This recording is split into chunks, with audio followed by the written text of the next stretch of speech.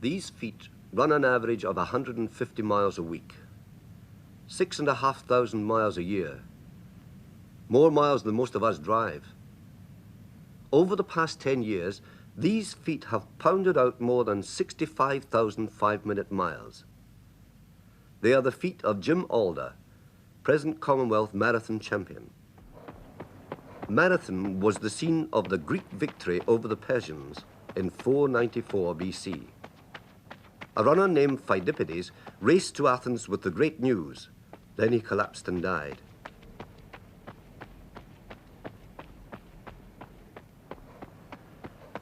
When the Olympic Games were revived in 1896, this ancient legend inspired the marathon race, the distance over which a man was prepared to run and die.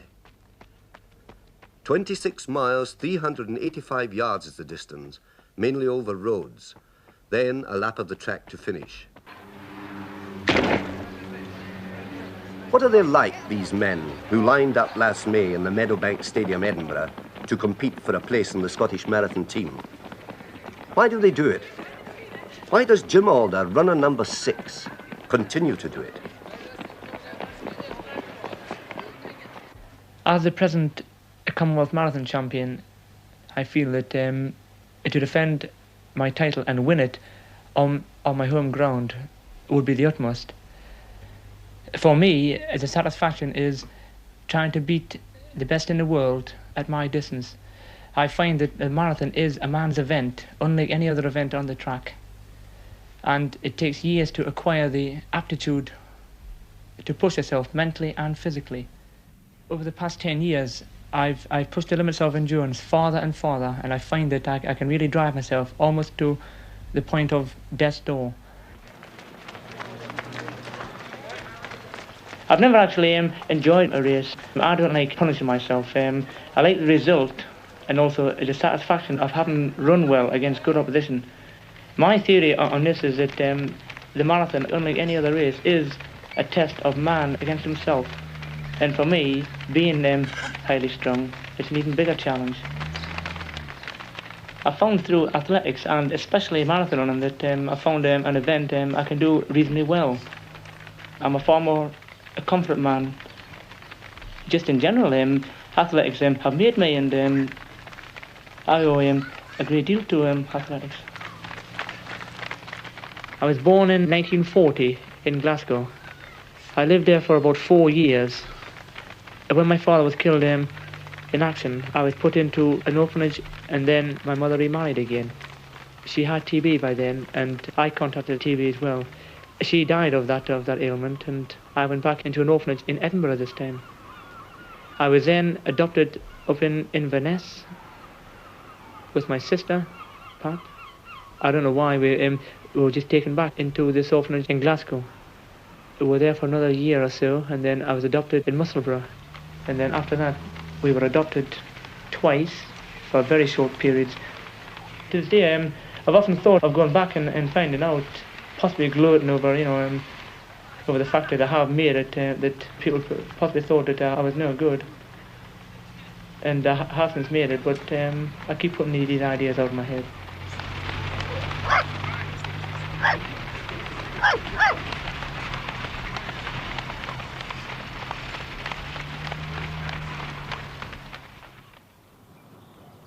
I was then, at 9, adopted by Mrs. Alder down in Morpeth in England. I originally started running at the Morpeth secondary school at the age of 12. I was second in my first race, but I realised then that I was prepared to push myself a bit harder than the rest of the lads. I started work in the building trade as an apprentice bricklayer.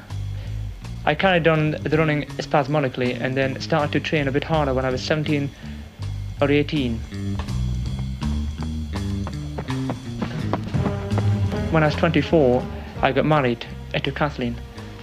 And I think that this was one of the turning points in my career. Marriage seemed to stabilise me. I was now doing about 100 miles a week.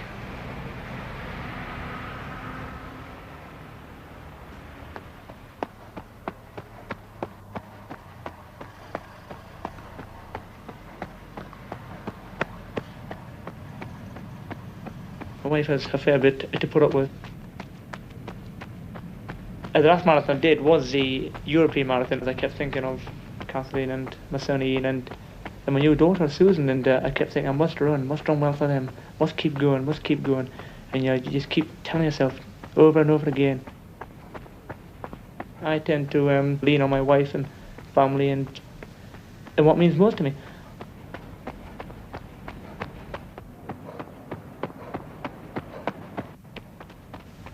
I packed in my previous job so that I could take up a job that wasn't quite as strenuous.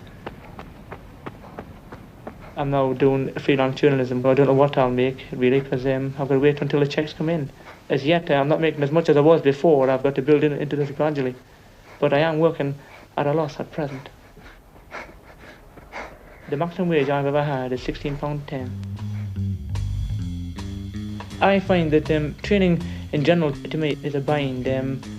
It is an end to a means. There is the odd time where I enjoy training, but if I could find another way of achieving success, I would possibly try. I remember a funny happening to a friend of mine who used to work at the same hospital, and he was training quite hard, and about 7:30 in the morning, and he was going over the golf course, and he saw these people playing golf. He gets to work, and he says to his boss, he says, I was out training this morning and I saw some fools playing golf. And his boss says to him, Tommy, he says, when they go home, they'll say they're out playing golf and saw this fool out running. It's how you look at it. I decided after the European Games last September that my next big aim was the Commonwealth Games, which were to be held in Edinburgh in July. Now, I decided that from September last year, I would gradually build up my fitness. You can only bring out the best once or twice a year, and I want the best to be out in July. So I raced half pace until Christmas. Now from New Year onwards, I started speeding up a little bit, and I have since touched 100 and 150 miles per week. I'm training in full tracksuit and big heavy shoes. I've lost up to about 3/4 of a stone in a day in training in sweat. I go better. I train in full tracksuit, long sleeve vest, anoraks on. I maintain that that is all part and parcel of the build-up.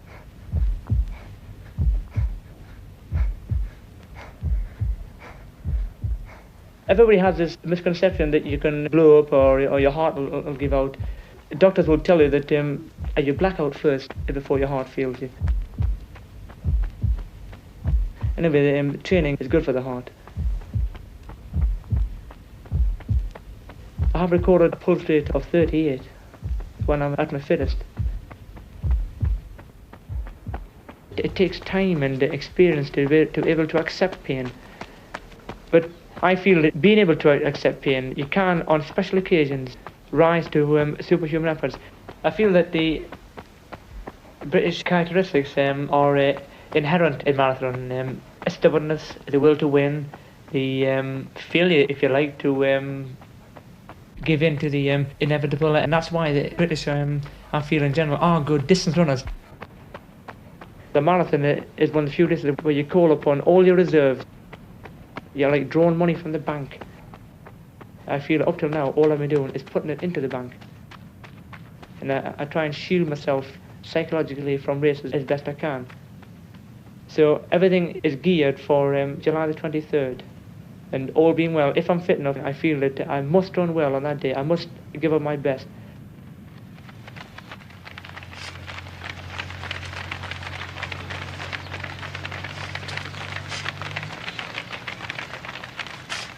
The beauty of the marathon race is that you have got time to think clearly. It's like a game of chess. And I find that I'm constantly looking at the other rivals and see how they're reacting to it, because I find in a marathon that once the pain starts, you can't hide it, and everything is written on a runner's face.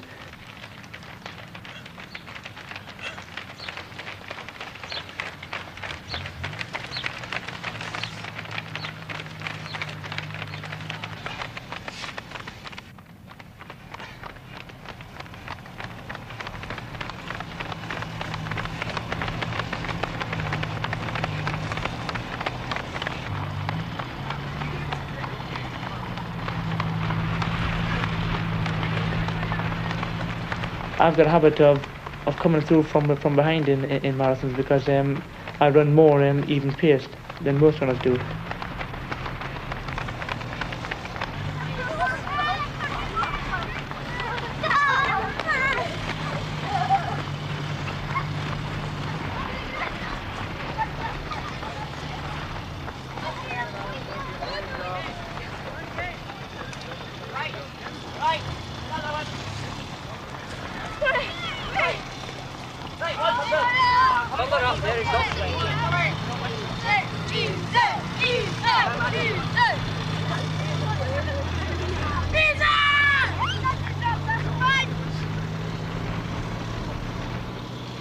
And I find that the crucial stage is between 15 and 20.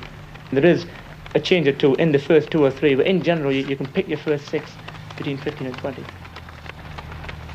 You should judge the race according to how you feel, not what the time is. How you feel yourself at that pace. And if it hurts at that pace early on, it's going to really hurt later, so you've got to adjust. You've got to see how you feel and assess how you feel. This, I think, is the essence of marathon running. My tactics are cat and mouse. I feel that you should play a waiting game. In the end, in a marathon, the better man wins, irrespective of what pace you go. If you're better than your contemporaries, if you're on even pace, you must win.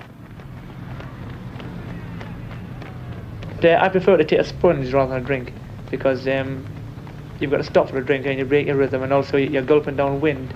So you are creating a bit of a problem by taking a drink. The pain in a marathon is completely different to any other pain. It's like a slow torture. Your mind says no, your body says no, but inwardly you're pushing yourself on.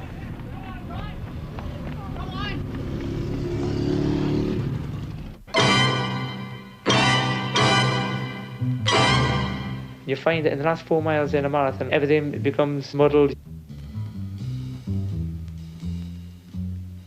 The only salvation I can draw upon is my home life, and your mind's hurting and your body's aching and your legs and arms are weary and everything. You just want to finish, want to lie down.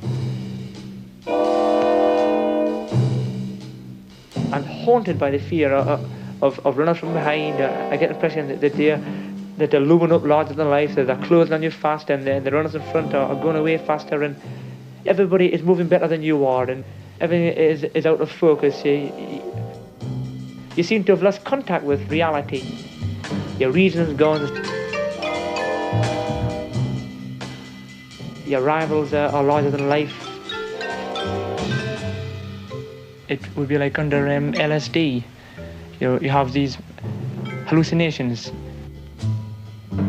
You've only got 3 or 4 miles to go, but you imagine that it's like an eternity, and you think you'll never get there.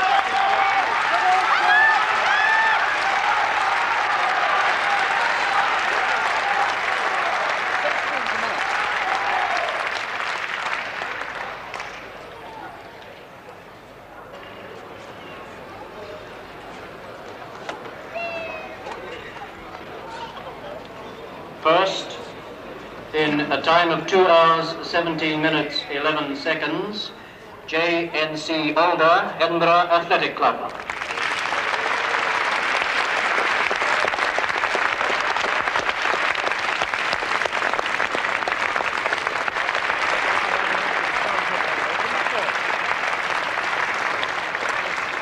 The success and failure that I've experienced in marathon running, I think you experience the widest horizons that anybody can feel or can experience in life in general. And I'm deeply indebted to marathon running, because through marathon running I found myself, and who knows, I may end up an Olympic champion. If not, I can always say, well,